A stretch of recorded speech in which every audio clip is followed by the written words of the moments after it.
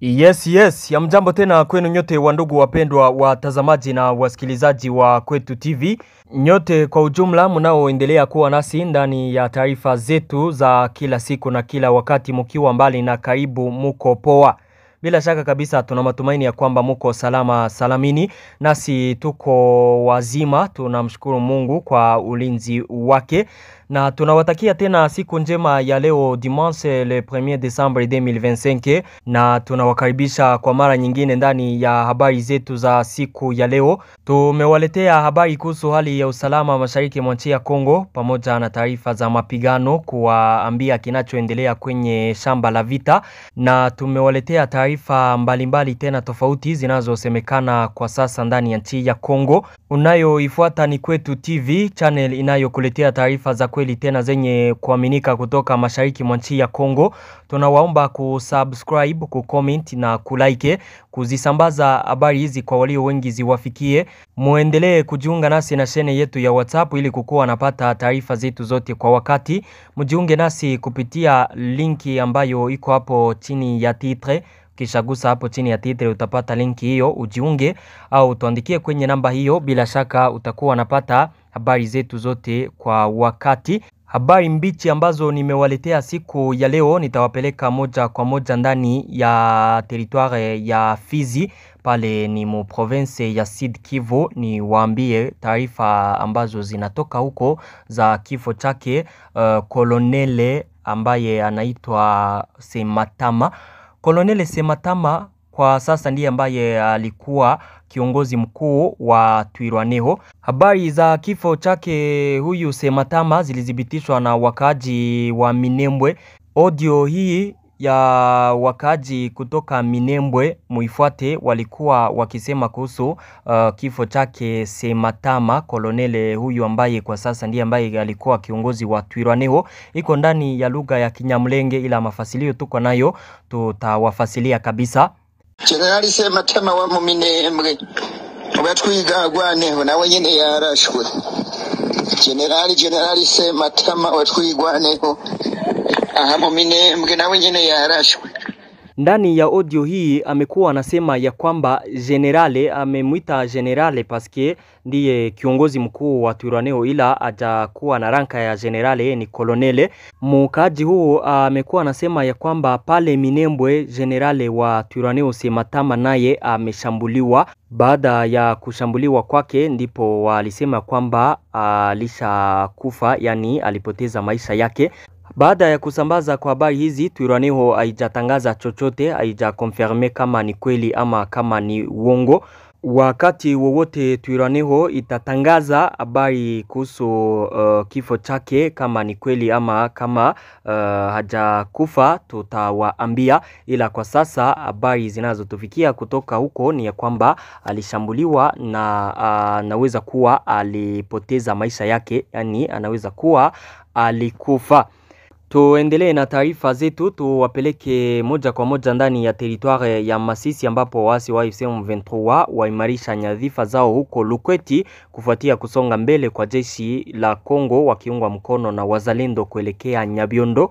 Waasi wa AFC M23 wamekuwa wakiimarisha misimamo yao huko Lukweti katika eneo la Oso Banyungu kuanzia siku ya vendredi. Vyanzo kadhaa kutoka Lukweti vinadhibitisha ya kwamba safu za wapiganaji wa wasi wa AFC M23 wamewasili Lukweti. Uimarishaji huu ulifika eneo hilo baada ya wazalendo kuteka eneo ya Kinyumba c'était le 27 Novembre kufuatia makabiliano makali kati ya pande zinazozuzana. Hali ya usalama inaendelea kusorota sana. Hali ya usalama bado ni tete katika sehemu hii ya kundi la Banyungu. Wazalendo na vikosi vya FARDC walikamataka eneo ya Kinyumba inayokuwa karibu na eneo ya Nyabiondo.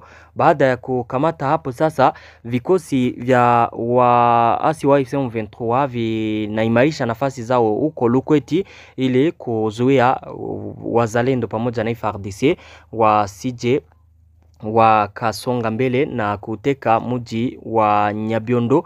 Kwa sasa hali huko ni ya wasiwasi wakaaji ambao wanaona ya kwamba muda wowote tena mapigano yatazuka kati ya waasi wa M23 na vikosi vya wazalendo pamoja na FARDC. Habari zetu zinaendelea, tuwapeleke ndani ya Maniema ambapo shughuli za kuwapokonya silaha na kuwaondoa watu wenye silaha ndani ya vijiji tofauti zilianza ndani ya maeneo tofauti.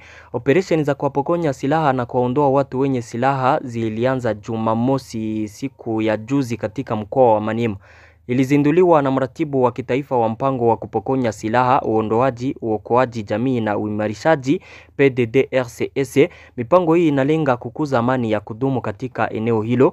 Wapiganaji hao wa zamani waliosajiliwa tangu mwaka wa 2020 walielezea kuridhishwa kwao kwa kuweka silaha chini ili kuchangia kujenga amani katika jimbo hilo. Vikundi vyenye silaha vilivyotambuliwa ni vingi sana. Kituo kikuu cha PDDRCS Bwana Murani Yuma Bungasi alionyesha ya kwamba vikundi 26 vyenye silaha vimetambuliwa hadi sasa. Kufikia leo tuna takwimu zinazoonyesha kuwa takribani wapiganaji 5000 wanatarajiwa na tayari kuweka silaha zao chini ya kujiunga na PDDRCS leo katika jimbo la Maniema. Mratibu wa kitaifa Jean Didier Desire anapongeza Maniema kwa onyesho hili la uthabiti. Naye mkuu wa mkoa wa Maniema Musa Kabwankubi aliwataka wananchi kuchangamkia mpango huo huku akisisitiza umuhimu wa amani kwa maendeleo. Alisema ya kwamba nawaomba wajumbe wa kamati ya ulinzi na usalama ya mkoa na wakazi wote wa jimbo la Maniema kuchangamkia mpango huu kwa sababu lengo lake kuu ni amani katika maeneo yetu. Bila amani hatuwezi kuwa na maendeleo. Kwa kumalizia, huu ni wakati wa uponyaji, leo ni wakati wa amani. Mpiganaji wa zamani alitangaza ya kwamba tunakubali kuweka chini silaha zetu kwa amani wakati wa sherehe rasmi. Kulingana na mamlaka, operation hii iliyozinduliwa Kindu itaenea katika maeneo yote ya jimbo hilo.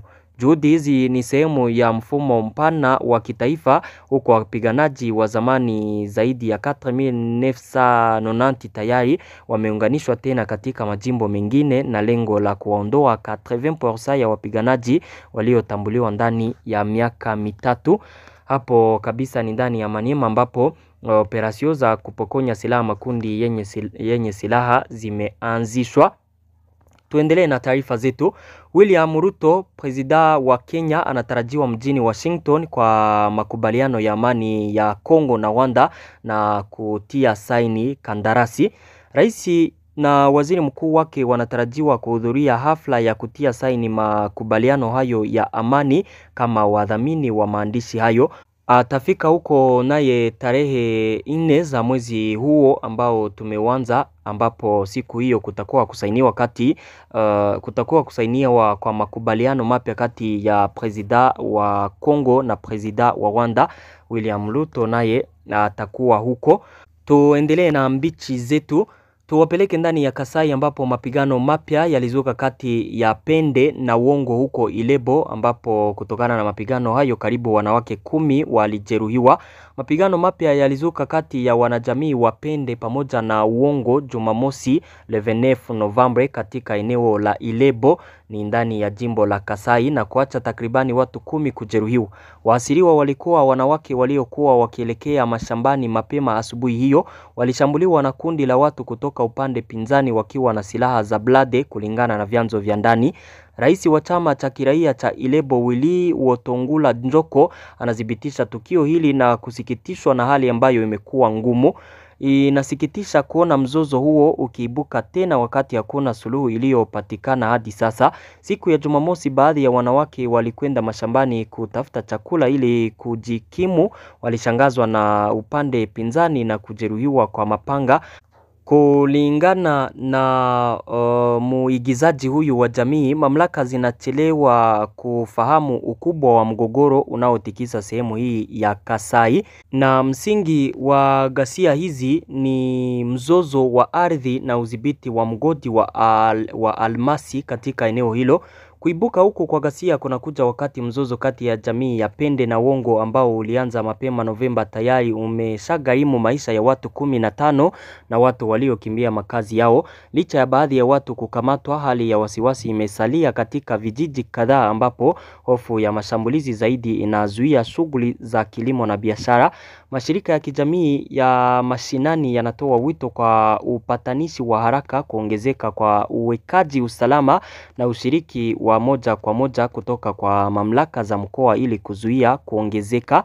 Wanawake waliojeruhiwa wamepelekwa katika vituo vya afya vya eneo hilo ambapo baadhi yao wako katika hali mbaya kulingana na vyanzo vya matibabu.